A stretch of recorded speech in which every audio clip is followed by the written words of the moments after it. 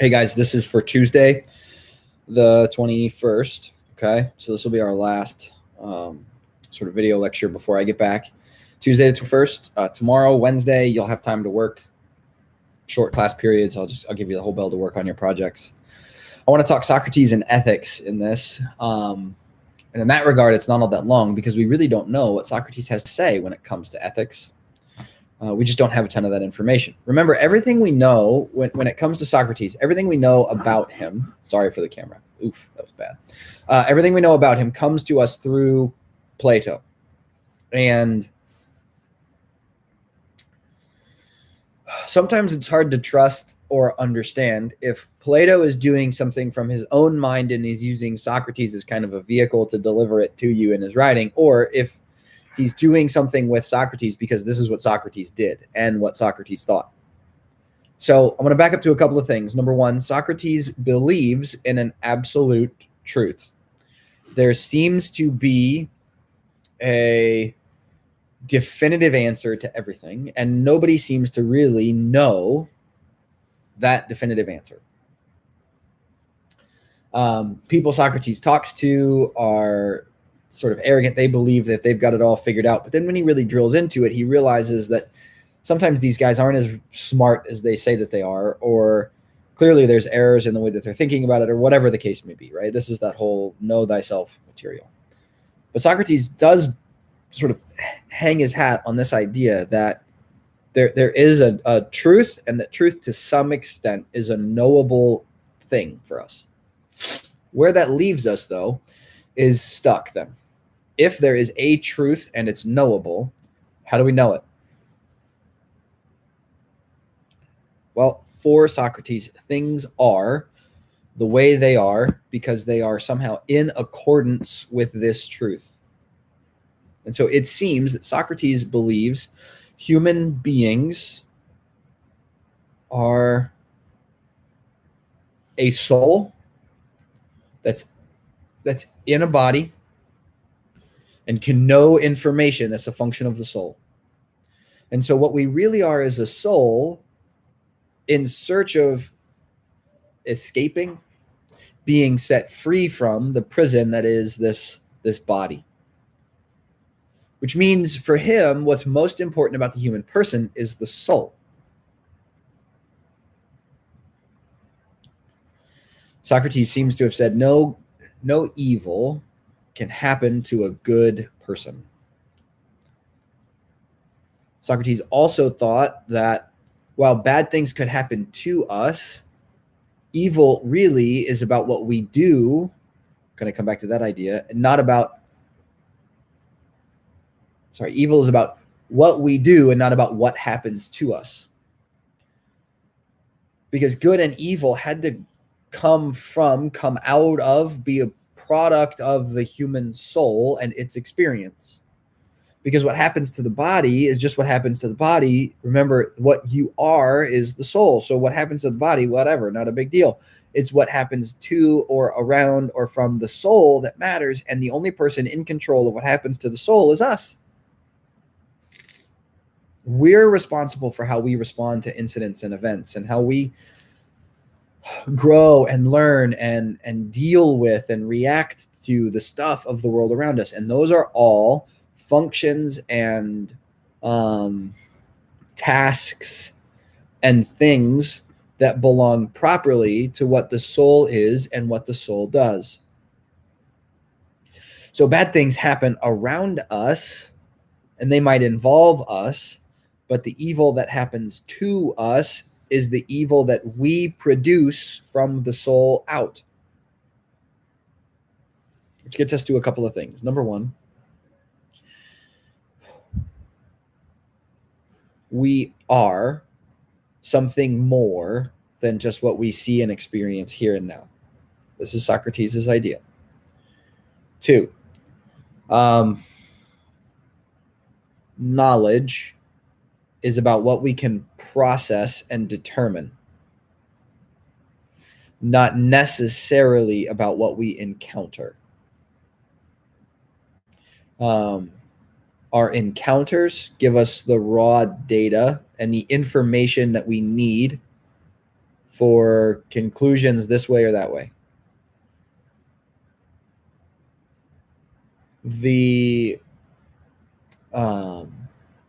knowledge piece comes as we discern it, or we ask questions of it, or we make sense of it after we've taken in that piece of information. So that's how we know. We know because we investigate it and we ask questions of it and we pay attention to it and we watch it over time, or fill in the blank.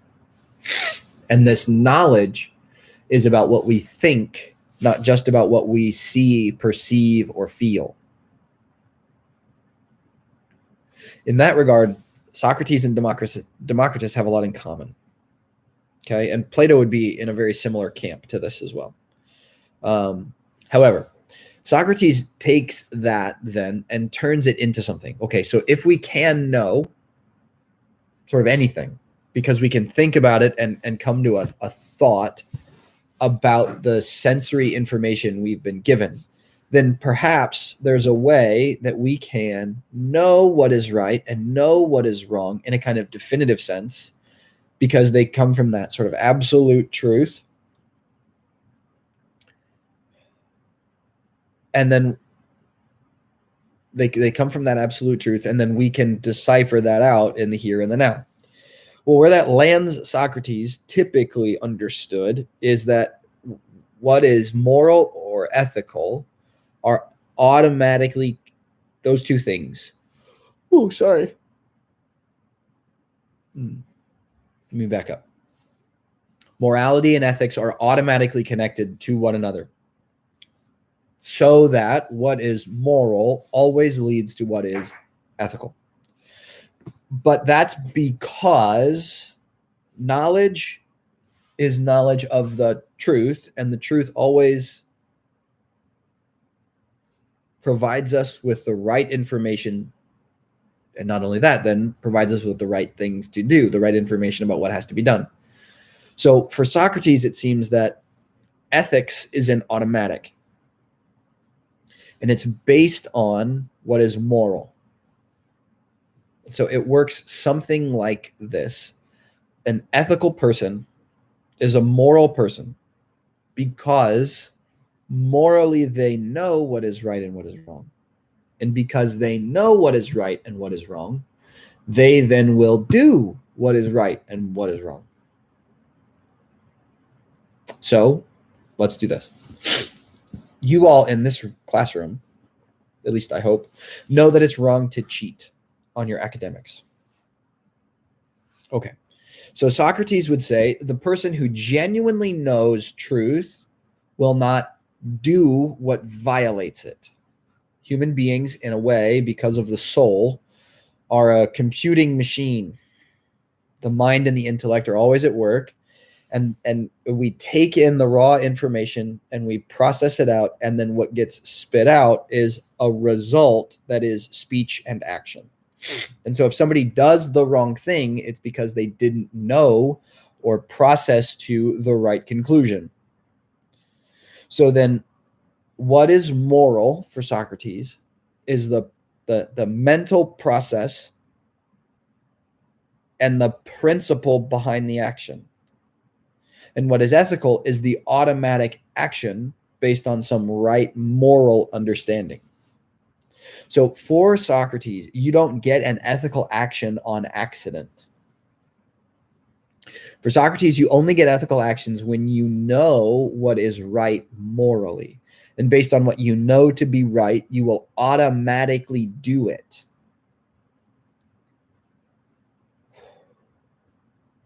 I'm trying to think of like the best way to parallel that for you. If you grew up in an environment that always called apples oranges,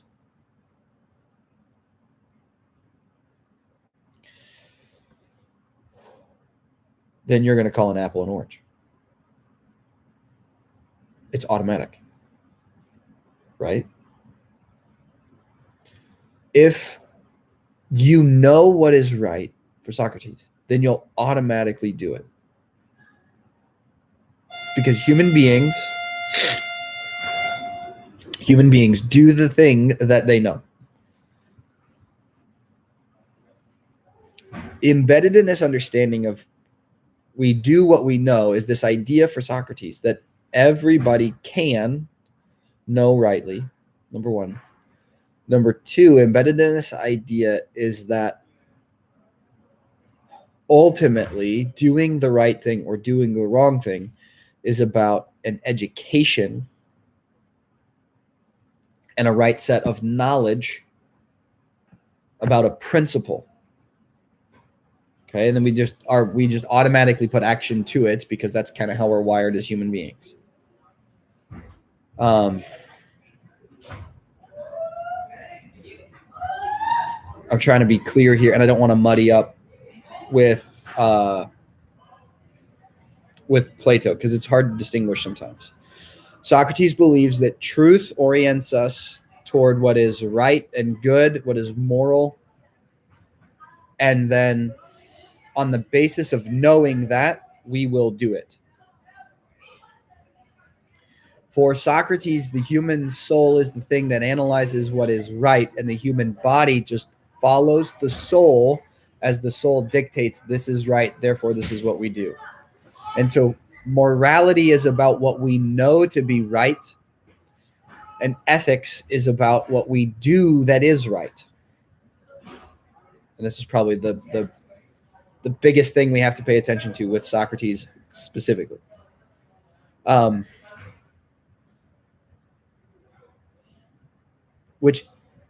on. Ethics and morality for Socrates are automatics. When you know rightly, you do rightly.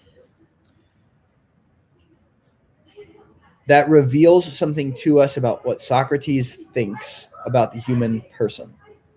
The human person automatically does what they believe or know is right. And so if you don't do the right thing, then for Socrates, it's an indication that you don't know the right thing. And you have to know the right thing first before you can do the right thing. Okay. Now, here we need to make a couple of critical points of distinction because the Bible and Socrates don't always get along in this regard. Okay. First, the Bible says consistently that human beings can know the right thing and still not do the right thing. Well, if we know the right thing, but we don't do the right thing, then the problem isn't necessarily knowing the right thing. The problem is with our will to do the right thing. So where Socrates says that knowing leads to an automatic doing, and that's the function of the human will, the Bible says that we will often know the right thing and still choose to do the wrong thing. Romans chapter 7, for example. And here we have a bit of a problem. We also have that problem with the Bible because for the Bible, human beings aren't just a soul that's stuck in a body someplace. We are a body-soul composite. They're interlocked. For Socrates, you're just a soul that has a body that follows the directions and the discretions and the proclivities of the soul itself. And so your ethics for Socrates are only as good as your knowledge of the moral principle. But for the Bible, your ethics are only as good as you'll let the Spirit lead you to the right thing. Because you can, in our framework as Christians, you can know the right thing and still not choose to do it. And this is sort of the contention point. If we know what the right thing is, but we choose to not do it, Socrates would come back and say, well, then maybe you really don't know the right thing. Or maybe there's something wrong with what you know. Perhaps you would think it to be right, but the fact that you're not doing it indicates something's wrong with the way you're thinking about it. And here the Bible interjects it with, well, humanity may not necessarily know what is right, but even when it does know what is right, it has a choice to choose and do that or to choose to do something else. And this is where the Bible and Socrates start to sort of diverge. It becomes a point of tension. Because we believe as Christians that we can know the right thing and choose to not do it. However, like Socrates, we can not know the right thing and not do it. But then sometimes we may not think about doing this as the right thing or doing this as the wrong thing, and we're going to do the right thing anyway. Sometimes, like Paul says in Romans chapter 1, we do it by accident. We fulfill God's law by accident. We don't know it's that way. We don't know it's God's design. We don't know but we still stumble our way into doing it. So we got to be careful with Socrates. The strongest thing that Socrates gives us is the ability to ask questions. Questions of what is, questions of why it is the way that it is, and questions of what do we do with it if it is this way. And all of those questions sometimes leave us in a place without a whole lot of answers. What we're going to find with Socrates and with Plato is we're looking for the thing that makes the most sense. And the thing that makes the most sense has to be the right thing. Okay? We're going to pick up with these ideas as we get into Plato on Thursday. All right? You've got the rest of your time today to work on your material, and you've got tomorrow to do that as well. We'll talk soon. Thanks, guys. I hope you're having a good week.